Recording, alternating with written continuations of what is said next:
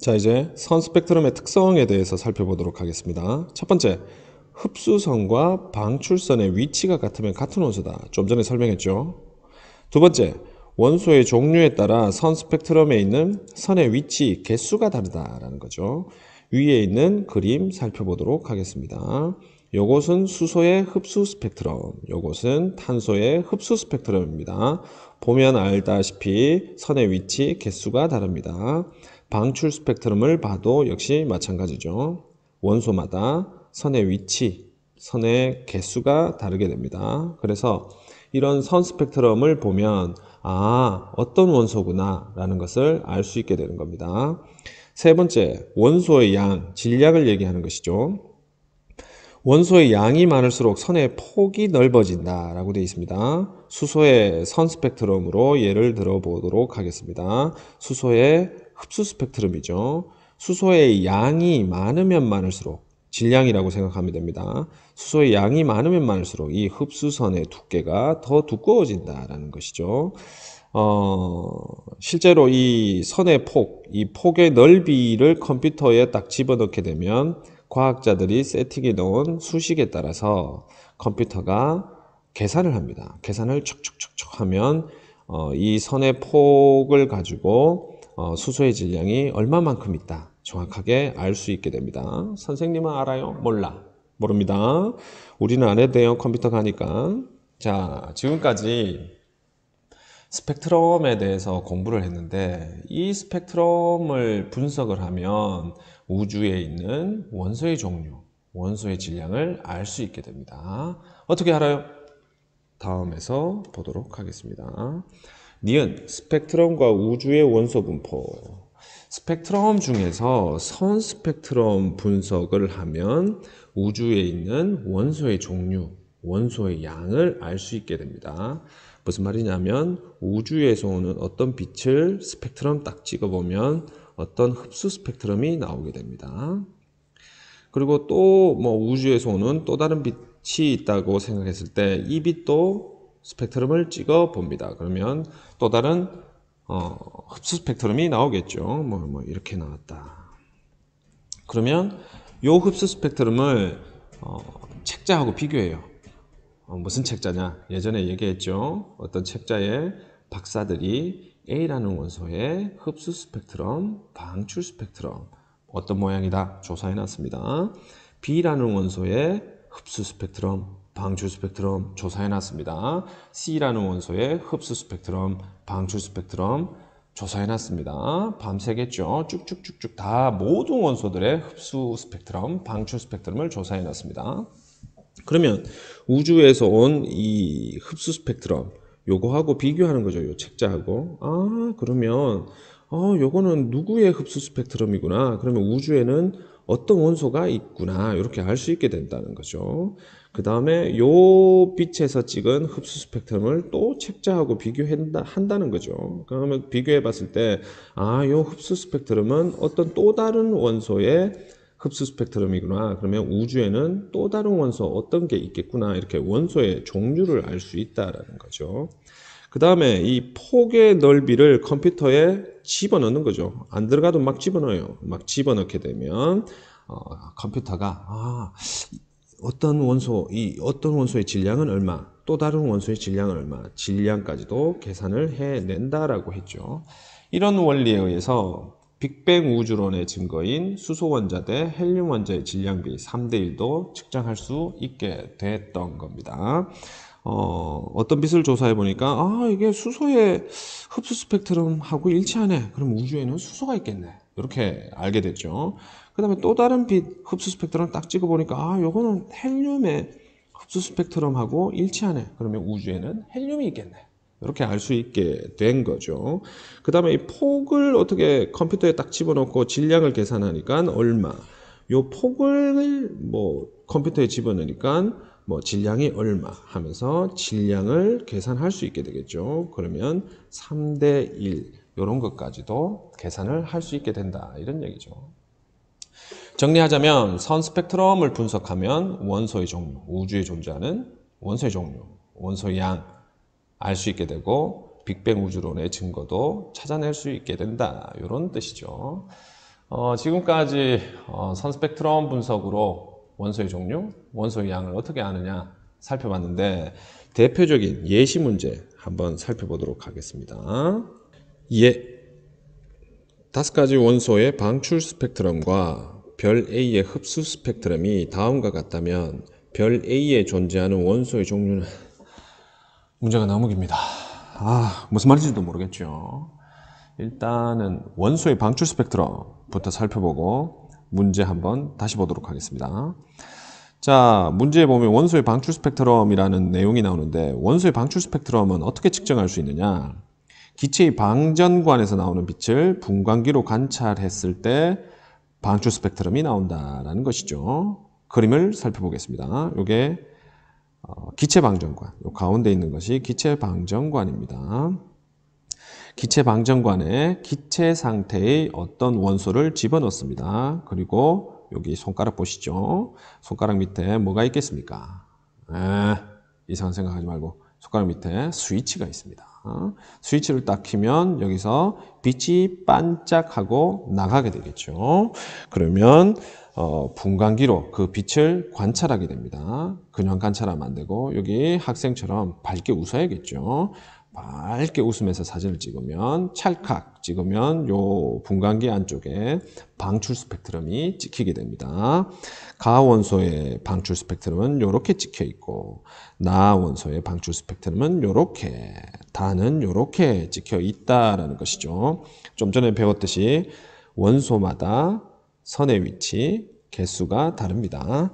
여튼간에 5가지 원소의 방출 스펙트럼을 찍어서 이렇게 알아냈다라는 거죠. 다시 한번 요 5가지 원소의 방출 스펙트럼을 조사해 가지고 이렇게 알아냈다.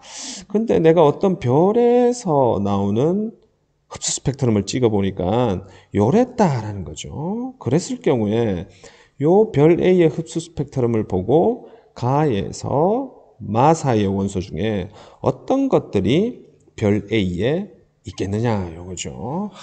문제 어렵죠. 중요한 문제입니다. 근데 매번 나오는 거죠. 그림을 통해 살펴보겠습니다. 자, 요게 별 A라고 생각합시다.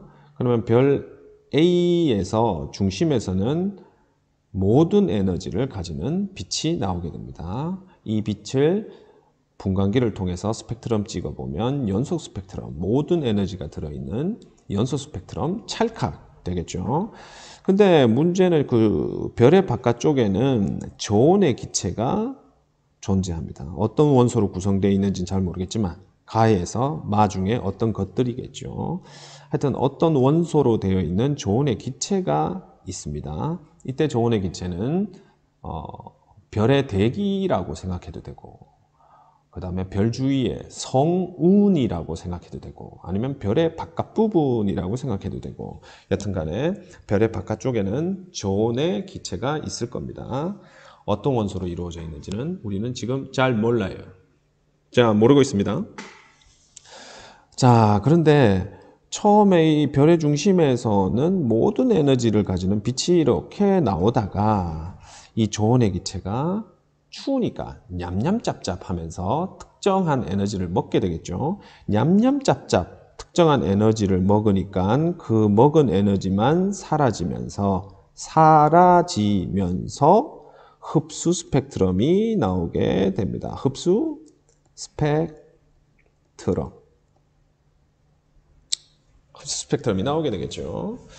자, 그러면 시간이 지난다면 이 저온의 기체가 에너지를 계속 먹다 보면 고온의 기체가 되겠죠. 고온의 기체. 그러면 이 고온의 기체가 너무 배가 불러. 이제 토할 때가 됐어. 하면서 토해내게 되겠죠. 자기가 냠냠 먹은 빛만, 먹은 에너지만. 자기가 먹은 에너지만 토해내게 됩니다. 방출한다는 뜻이죠. 자기가 먹은 에너지만 방출하면서 방출 스펙트럼을 찍어내게 되겠죠. 방출 스펙트럼. 그러면 여기서 생길 수 있는 방출 스펙트럼의 방출선은 어떤 것이냐? 자기가 먹은 것만 토해낼 수가. 아이고, 이거 이상하네, 이거. 삐뚤하네. 죄송합니다. 자기가 먹은 것만 토해내게 되겠죠. 여기에 있는 빛. 그죠? 여기에 있는 에너지를 토해낼 수가 있고, 여기 있는 에너지를 토해낼 수 있고, 여기 있는 에너지를 토해낼 수 있고, 여기 있는 에너지를 토해낼 수 있고, 여기 있는 에너지를 토할 수 있고, 여기 있는 에너지를 방출할 수 있고, 여기 있는 에너지를 방출, 여기 있는 에너지를 방출. 정말 토하겠네요. 여기에 있는 에너지를 방출할 수 있겠죠. 이 선이 이 펜이 이상해가지고 이게 일치하지 않네. 여튼간에 무슨 뜻인 줄 알겠죠? 저온의 기체가 자기한테 필요한 에너지를 먹었습니다. 여기 먹었습니다. 그러면 고온의 기체가 될 것이고, 이 고온의 기체는 먹은 것만 토해내게 되겠죠. 그러면서 방출 스펙트럼을 찍어내게 됩니다. 여기 먹은 것을 이렇게 찍어내고, 여기 먹은 것을 이렇게, 여기 먹은 것을 이렇게, 여기 먹은 것을 이렇게 토해내면서 방출 스펙트럼을 찍어내게 되겠죠. 만들어낸다는 얘기입니다. 그러면 별 A에서 생성된 방출 스펙트럼은 이런 색선을 나타내게 되겠죠. 그러면 이런 색선을 나타낼 수 있는 원소에는 뭐가 있느냐? 다가 있죠. 다. 다를 보면 아이고, 별 A가 방출할 수 있는 에너지를 그대로 방출하고 있습니다. 별 A가 방출하고 있는 에너지를 그대로 방출하고 있습니다. 별 A가 방출할 수 있는 에너지를 그대로 방출하고 있죠. 별 A가 방출할 수 있는 에너지를 그대로 방출할 수 있습니다. 이 얘기는 이 저온의 기체, 요 안에 다라는 원소가 있다라는 얘기죠. 다라는 원소가 있으니까 다가 방출하는 에너지를 별 A도 똑같이 방출한다는 얘기죠. 그 다음 또 어떤 원소가 있느냐? 별 A는 요런 방출선, 요런 방출선, 요런 방출선, 요런 방출선을 토해낼 수 있게 됩니다. 왜냐하면 먹었으니까 토해낼 수 있고, 먹었으니까 토해낼 수가 있죠. 먹었으니까 토해낼 수가 있죠. 그래서 요런 선을 토해낼 수가 있는데, 요런 선을 토해낼 수 있는 애가 또 누가 있느냐? 마가 되겠죠. 마! 욕 같죠? 욕이 아니라 강조하는 겁니다. 강조할 땐 큰 소리로.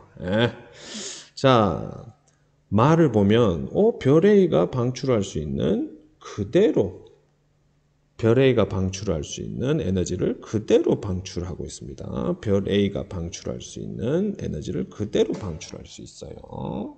방출하고 있어요. 이 얘기는 요 저온의 기체 안에는 마라는 원소도 있다라는 얘기죠. 마라는 원소가 있으니까 마가 방출하는 에너지를 그대로 별 A도 방출한다는 이런 뜻이죠. 그래서 정답은 다와 마 이렇게 풀이하는 겁니다. 그래서 흡수 스펙트럼을 분석을 하면 그 별에 어떤 원소가 있느냐 정확히 알아낼 수 있다 이거죠. 그 다음에 컴퓨터에 이 폭의 넓이를 집어넣게 되면 그 원소가 얼마만큼 들어있느냐 원소의 양도 알 수 있다는 그런 얘기죠. 그러면 우주에서 들어오는 모든 빛을 분석하면 우주에 있는 모든 원소의 종류, 원소의 질량도 알 수 있다라는 이런 결론이 나오게 됩니다. 정말 지루하죠. 원래 이렇게 재미없게 안 하는데 교실 모퉁이에서 벽 보면서 이렇게 혼잣말 하다 보니까 이상해요. 여러분들도 구석에서 아무도 없는데 이렇게 말을 해보세요.